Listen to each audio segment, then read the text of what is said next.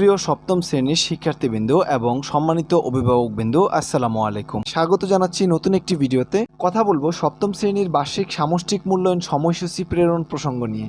আপনারা ইতোমধ্যে জেনেছেন মাধ্যমিক ও উচ্চশিক্ষা অধিদপ্তর থেকে সপ্তম শ্রেণীর বার্ষিক সামষ্টিক মূল্যায়নের সময়সূচি প্রেরণ করা হয়েছে, কিন্তু সমস্যা হলো আমরা এই যে বার্ষিক সামষ্টিক মূল্যায়নের রুটিনটি রয়েছে, এই রুটিনটি আমরা যে কেউ প্রথম দেখাতে আসলে কোনো কিছু বুঝতে পারবো না কিভাবে তারা মূল্যায়নটি করবে। যেহেতু আমরা সকলেই জানি নতুন শিক্ষাক্রমে চিহ্নভিত্তিক মূল্যায়ন করা হচ্ছে, সেহেতু এই রুটিনটি কিন্তু সেই অনুপাতে করা হয়েছে। আমি তোমাদেরকে অনুরোধ করব যে তোমরা ভিডিওটি সম্পূর্ণ করো এবং সম্পূর্ণ রুটিনটি তোমরা বুঝতে পারবে আশা করি। তাহলে চলো কথা না বাড়িয়ে আমরা চলে যাচ্ছি মূল আলোচনায়। তোমরা এখানে দেখতে পাচ্ছ বার্ষিক সামষ্টিক মূল্যায়ন রুটিন 2023। আমরা গত ভিডিওতে কথা বলেছিলাম ষষ্ঠ শ্রেণীর রুটিনটি নিয়ে, তো তোমরা একটু এখান থেকে খেয়াল করবা। জাস্ট এখানে যে তারিখগুলো রয়েছে এই তারিখটার সাথে এটা একটু মিলিয়ে নিবা। দেখো তোমাদেরকে 3টি স্টেপের মাধ্যমে নতুন শিক্ষাক্রমে চিহ্নভিত্তিক মূল্যায়ন করা হবে। সেখানে প্রথম দিন এবং দ্বিতীয় দিনের মূল্যায়নটি রয়েছে, তারপরে চূড়ান্ত দিন মূল্যায়ন করা হবে তৃতীয় দিন।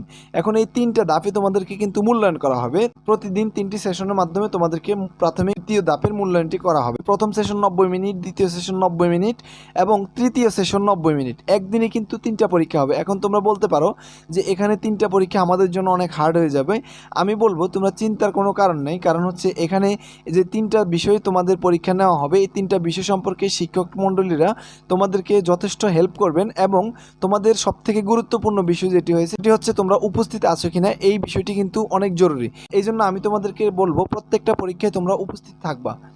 যাই হোক, এখন এই 5 তারিখে যে 3টা সেশন রয়েছে, প্রথম সেশনে হবে গণিত, তারপর হচ্ছে দ্বিতীয় সেশন জীবন ও জীবিকা এবং তৃতীয় সেশনে হবে বাংলা। 6 তারিখে হবে ইংরেজি, স্বাস্থ্য সুরক্ষা, ডিজিটাল প্রযুক্তি।